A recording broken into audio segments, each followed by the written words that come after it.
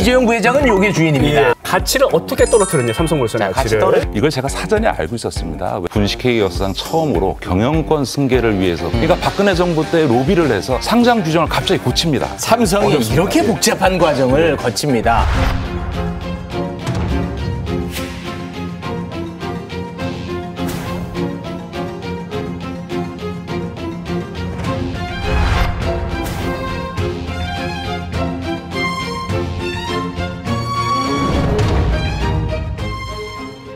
이재용 부회장의 경영권 승계 과정에서 기적적인 행운이 많이 있었는데요. 그게 행운이 아니라 범죄 행위다라는 의혹을 받고 있습니다. 금융권의 저승사자, 특히 삼성범죄 저격수로 이름을 떨치신 분입니다. 김기식 전 금융감독원장, 어서 오십시오. 예, 안녕하십니까? 안녕하세요. 네, 반갑습니다.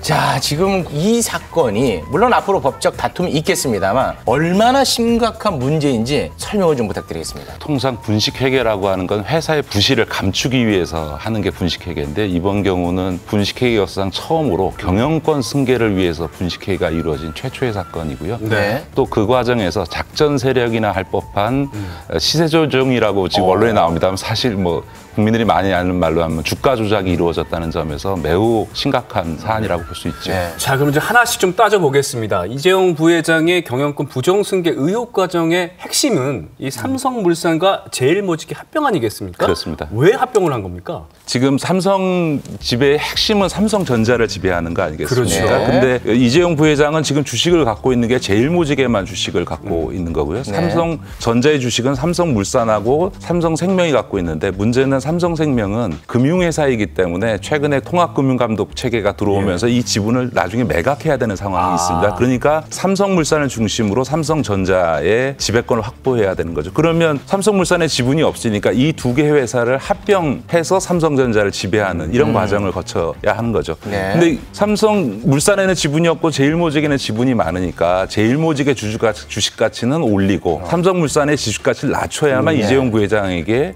유리하게 되겠죠. 삼성물산과 제일모직을 비교해 보면 매출이나 영업이익은 제일모직에 비해서 삼성물산이 3배에서 5배가 높습니다. 그런데 합병 전 현황인 그렇죠. 거죠. 근데 합병을 할 때는 거꾸로 3분의 1밖에 안 되는 제일모직이 삼성물산에 비해서 3배 높은 와, 이거 희한합니다. 자, 이렇게 되게 하기 위해서 뭘 했겠어요? 제일모직의 주가를 끌어올려야 되고 삼성물산의 주가를 낮춰야 되는 문제가 된 거죠. 그 당시에 건설회사 주가가 다 오르는데 삼성물산의 주가가 내려갑니다. 왜냐하면 업계 1위였던 삼성물산이 아파트를 건설을 짓지 않습니다. 그다음에 카타르에서 발전 설비를 2조짜리를 수주했는데 그거를 합병 전까지 발표를 하지 않습니다. 합병하기 전에 주가를 끌어올릴 수 있는 호재가 되는 거는 발표하지 않고 아파트 수주 사업은 하지 않으면서 삼성물산의 주가를 계속 끌어내린 거죠. 그게 이제 이번에 검찰에서 보는 주가 조작이다. 그래서 이재용 부회장이 지분을 갖고 있는 제일모직의 유리한 합병 비율을 만들려고 하니까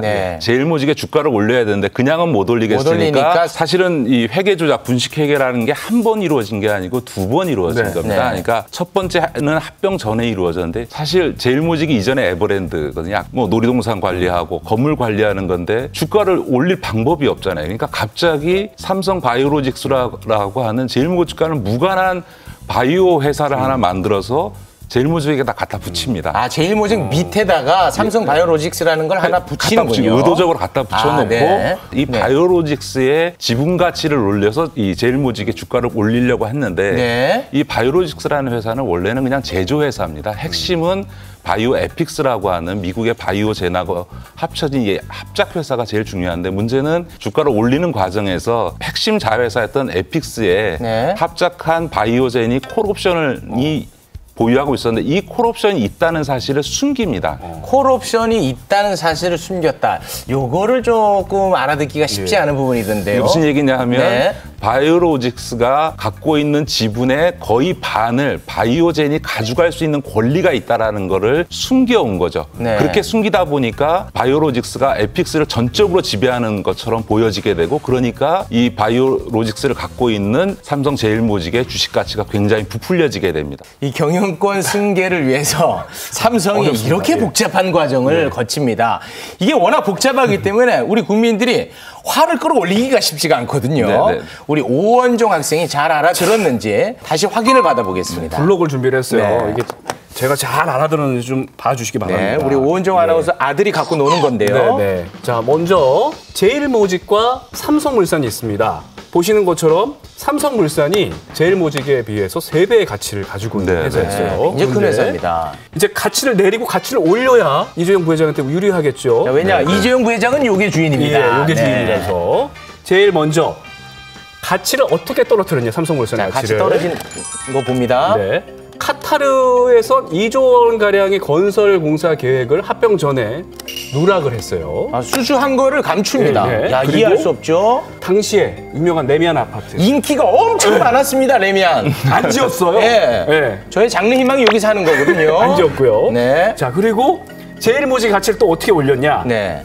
자, 에버랜드 주변에 네. 땅값을 공시지가가 갑자기 폭등을 했습니다. 네, 그 폭등하는 과정도 복잡한데 굉장히 석연치 않은 부분이 많습니다. 예. 그리고 자회사인 삼성바이오로직스. 네.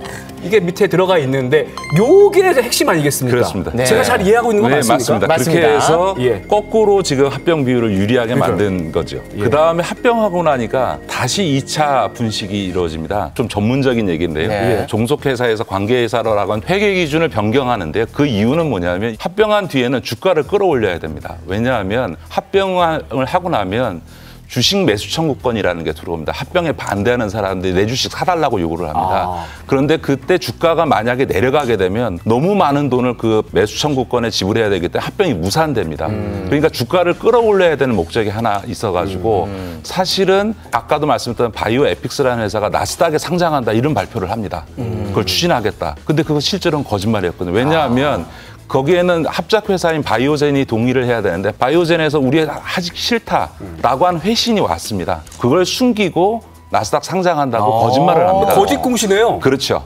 그걸 통해서 이제 또 한 번의 주가 조작이 이루어지게 되는 거고요. 또 하나는 이제 바이오로직스를 상장시키려고 합니다. 근데 상장 규정상 안 됩니다. 그러니까 박근혜 정부 때 로비를 해서 네. 상장 규정을 갑자기 고칩니다. 상장을 하려면 이익이 나야 되는데 그 시점까지 바이오로직스는 한 번도 이익을 내본 적이 없는 매출이 불과 몇백억밖에 안 되는 회사였거든요. 근데 그러니까 상장이 안 돼요. 근데 이걸 상장시키기 위해서 로비를 해서 상장 규정을 고칩니다. 와, 오로지 삼성을 위해서. 네. 삼성만을 위해서 그 법 개정을 합니다. 그때 네. 국회에서 제가 질의도 했었는데 네. 아예 금융위원장이 삼성을 상장시키기 위해서 이 규정을 개정합니다라고 답을 했습니다. 그렇게 답을 했어요? 네, 아예 내놓고 그렇게 얘기를 했습니다. 그랬습니까? 그렇게 해서 삼성 바이오로직스를 상장시킵니다. 그런데 네. 왜 그 상장을 시키려고 했느냐 하면 합병을 했으니까 삼성전자 지분 4.1% 확보했잖아요. 이재용 씨 입장에서. 네. 또 하나는 삼성생명이 갖고 있는 삼성전자 지분 7.2%를 가져와서 이걸 합쳐야만 완벽한 지배권이 될 거 아닙니까? 네. 이 7.2%가 대략 한 20조쯤 됩니다. 예. 와. 근데 지금 삼성물산이 바이오로직스 지분을 한 43% 갖고 있거든요.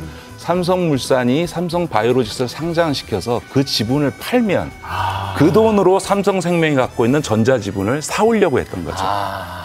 그걸 통해서 이재용의 경영권 승계를 완성시키려고 했던 계획인 거고요. 와, 계획이 아주 크네요. 이재용 부회장이 이러한 사실들을 다 알았는지 또는 이러한 사실들을 지시를 한 사실이 있는 건지 요거를 증명해내는 게 중요한 문제 아니겠습니까? 이 과정에서 삼성의 내부 제보자가 사실은 금감원에 서류를 다 들고 제보를 해왔습니다. 네. 이미 삼성의 내부 문건을 저희가 갖고 있었고요.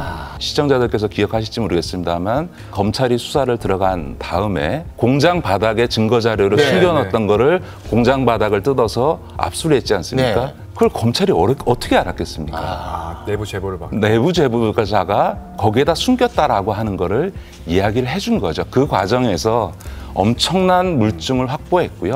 그 물증 중에는 이재용 부회장에게 보고한 문건뿐만 아니라 그 보고를 받은 이재용 부회장의 반응, 그래서 그것을 고려해서 어떤 조치를 해야 된다라고 하는 미전실에서 그걸 실행할 사람들에게 공유한 그 문건까지를 다 확보하고 있는 거죠. 검찰이 다 확보하고 있군요. 그렇습니다. 그렇군요. 제가 이걸 왜 이렇게 분명하게 말씀드리고 제가 짧은 재임 기간에도 불구하고 분식회계로 판정을 했냐면 이걸 제가 사전에 알고 있었습니다. 왜 아버지 이건희 회장이 쓰러진 다음에 삼성의 경영권 승계 작업이 진행될 때 제가 삼성의 고위 관계자들에게 경영권 승계와 관련해서 1, 2, 3 실현할 이유가 있는데 그중에서 하지 말라고 한 게 이거거든요.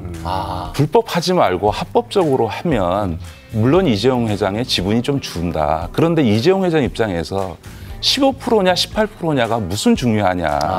3% 지분이 줄더라도 합법적인 일을 하고 이 방법 쓰지 말라고 한 일을 강행한 거거든요. 그렇기 때문에 사실은 제가 금감원장 되기 전에도 이미 이것이 경영권 승계 목적으로 분식회가 이루어지고 이 합병이 추진됐다는 것을 그것이 추진되기 이전부터 제가 알고 있었던 거죠. 원장님, 그런데 삼성이 워낙 큰 기업이고 GDP나 이런 부분을 차지하는 비중이 많다 보니까 이재용 회장 부회장 구속되면 삼성전자 흔들리는 거 아니냐. 코로나로 어려운 시기에 삼성 같은 기업 봐주면 안 되냐. 이런 의견들도 있거든요. 이 삼성을 살리는 과정입니다. 생각하십니까? 근데 여태까지 재벌 총수가 구속될 때마다 그런 얘기가 안 나온 적이 단 한 번도 없는데요. 네. 가깝게 이재용 부회장이 2017년 1월 달에 최순실 뇌물 사건으로 구속됐다가 1년 뒤에 나왔지 않습니까? 그 1년 동안 삼성전자의 주가는 오히려 올랐습니다. 네. 주식시장이야말로 기업에 대한 가장 냉정한 시장의 평가를 반영하는데 지금까지 재벌 총수가 구속된 다음에 주가가 내려간 기업은 단 하나도 없고 오히려 구속된 이후에 경영의 불투명성이 없어졌다. 지배구조가 개선될 거다라고 보고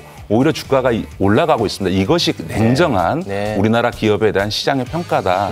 이렇게 보시면 될 것 같고요. 그래서 국민들께서도 이재용 부회장 개인의 거취가 우리나라 1등 기업 삼성전자의 미래에 별로 그다지 부정적 영향을 미치지 않는다. 이런 점은 안심하셔도 되지 않을까 싶습니다. 원장님, 이건 삼성 살리기 일환이다. 이것도 과정이 아니죠. 그렇죠. 이건 이재용 개인의 문제이지 그렇습니다. 삼성 기업 자체는 저희가 국민적 기업으로 육성해야 되고 오히려 이 과정을 통해서 더욱 글로벌 기업으로 성장하지 않을까 저는 그렇게 봅니다. 맞습니다. 우리 원장님 아까 봤는데 삼성 핸드폰 쓰고 있습니다. 네.